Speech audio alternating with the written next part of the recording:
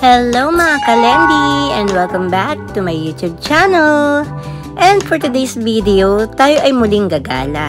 Tayo ay pupunta ng Ilocos. At dahil malayo ang biyahe, andito na tayo sa ating first stopover.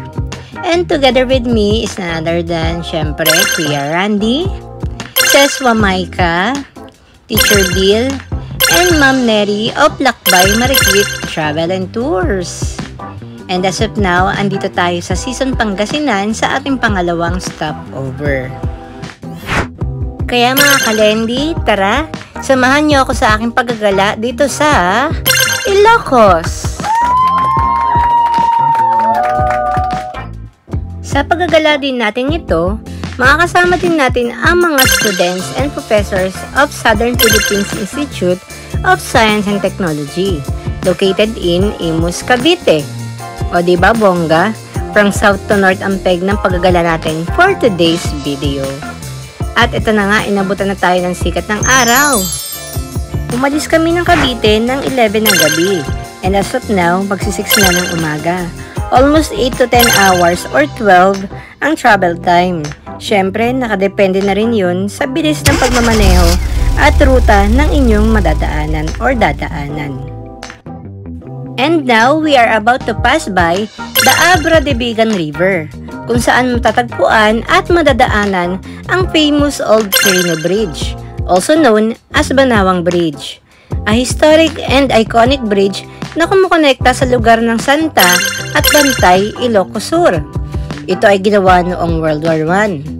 Noong July 2023, lumagasa ang Bagyong Egay, na naging dahilan o sanhi ng pagkasira ng tulay. And now mga kalendi, welcome to Bigan City, ang kapital ng probinsya ng Ilocos Sur. Isa ito sa mga kilala at talagang dinarayo ng mga turista dahil para kang nag-travel back sa panahon ng Spanish time. Ang Bigan ay tinaguriang isa sa mga UNESCO World Heritage Site at New Seven Wonder City, kaya talaga namang isa sa mga bucket list na dapat mapuntahan. Ang pangalan ng Bigan ay nagmula pa during pre-colonial. Ito ay nakaspell as letter B as in boy in Spanish colonial records.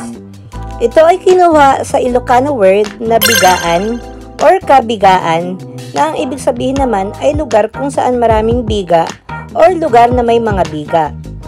Ang biga ay ang giant taro or gabi sa Tagalog. Isa pang dahilan kung saan nanggaling ang pangalan ng Bigan ay sa salitang Inchek na bigan, na ang ibig sabihin naman ay beautiful shore. Marahil sa mga malagold dust na buhangin sa seashore ng Ilocos Sur. By the way everyone mga kalendi, welcome pala sa probinsya ng Ilocos Sur, the heritage haven of the North.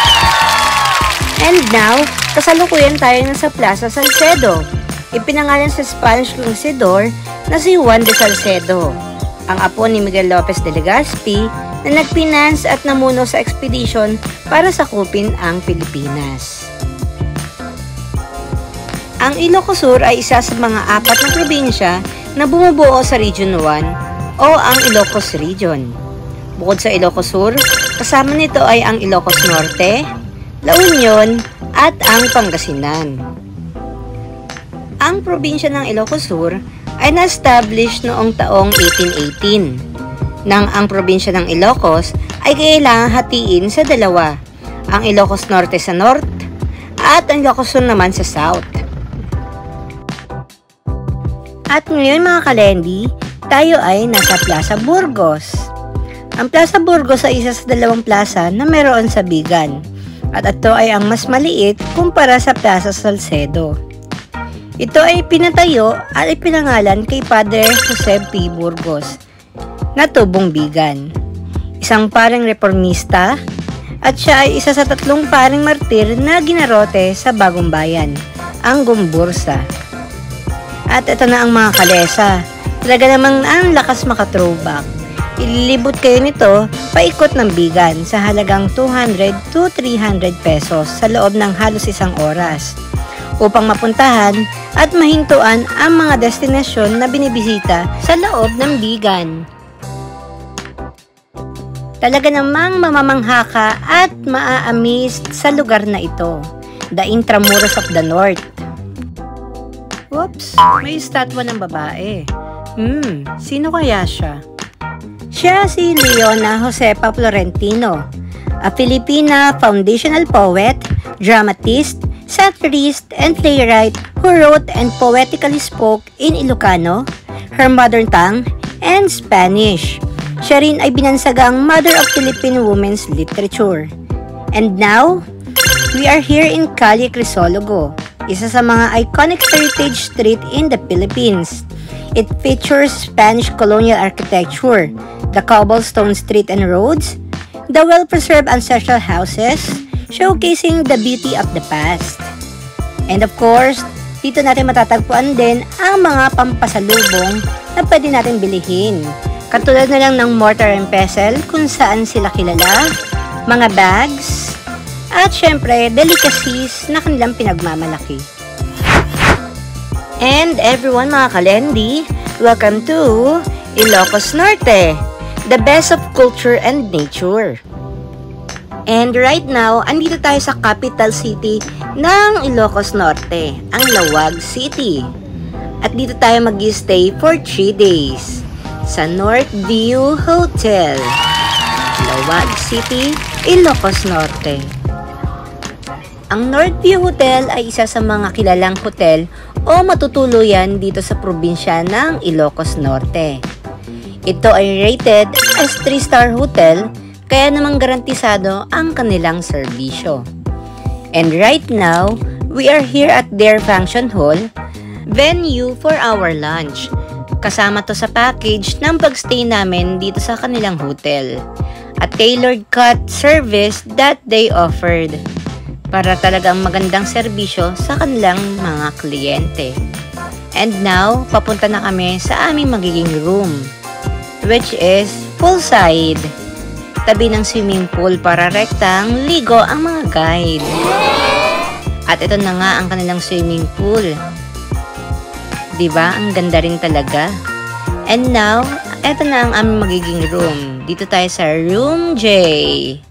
We're in... Ayan, may mga beds. Good for 5 persons. And it's dinner time. Bali, dito kami nagpa-set up sa tabi ng swimming pool. Because after this is free time. From dinner to breakfast. And this is our second day here in Ilocos. So after this breakfast, kami na po ay gagala at magtutour na dito sa Ilocos Norte. Siyempre, Ilocos Norte has 2 cities, no? 22 municipalities and 559 barangays. And then, siyempre, yung mga city po na nandito sa Ilocos Norte, kabilang po dyan ang Lawag City, also known as the Sunshine City in Ilocos Norte, because Lawag is came from the word liwanag, kaya tinawag po siyang sunshine. And then, siyempre, Lawag City po is the garlic capital of the Philippines. And then, as I know, we have also Batak, no? Batak, Ilocos Norte. Ito po yun sa mga city po natin ito. And everyone mga kalendi, welcome here in Arinaya Beach Resort. Ang location or venue para sa aming team building activities.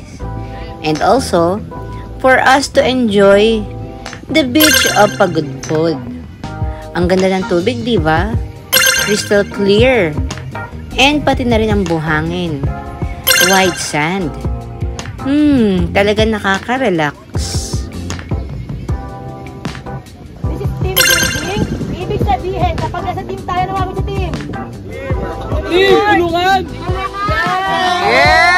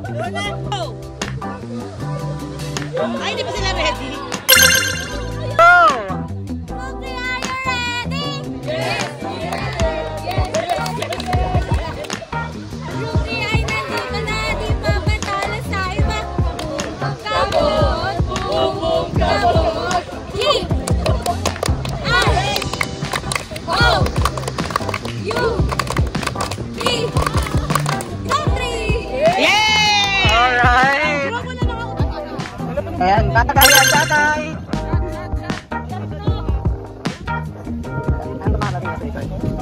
Alright, so make sure yung mga nasa unahan. Ayan, maingatan ng tubig. Alright, is everyone ready? Alright, so Bottle Cup relay starts in 3, 2, 1, and go! Alright, lahat na matapos, tama ka dito. Okay. Sige po, dadalhin niyo yan dito. For ano, sige, kung sino na namin. Yung mga nasa tulo, pagka na po ng baso.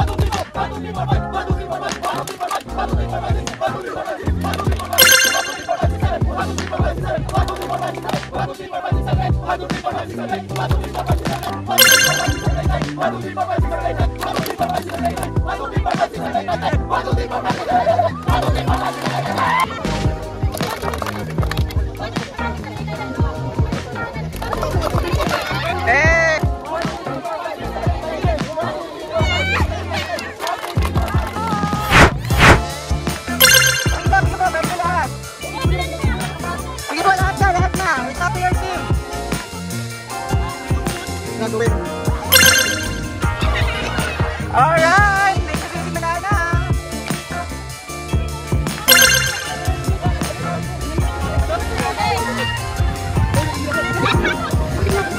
Hindi talaga.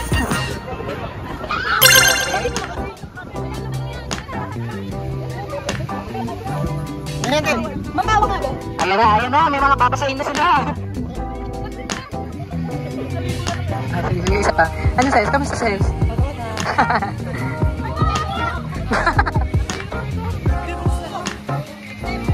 Hey! Okay! And the winner is Team Peke-Peke!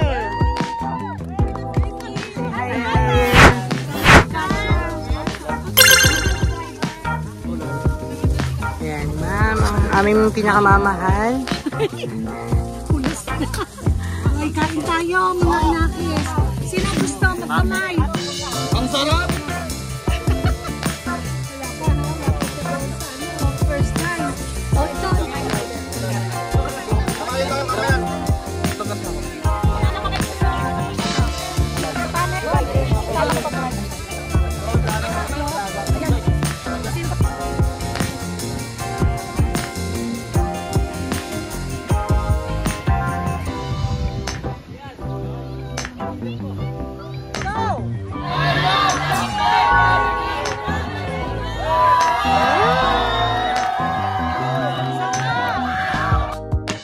And everyone, mga kalendi, that's it for today's video. I hope na nag-enjoy kayo sa ating Ilocos Tour vlog for today. And mga kalendi, meron pa yung part 2, so please watch na rin.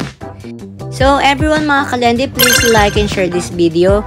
And please comment na rin para maganda ang ating bandingan. At sa mga hindi pa nakapag-subscribe sa aking channel, please subscribe and don't forget to hit the notification bell para ma-notify ko kayo on my next vlog. So everyone mga kalendi, this is Eloy. Bye-bye!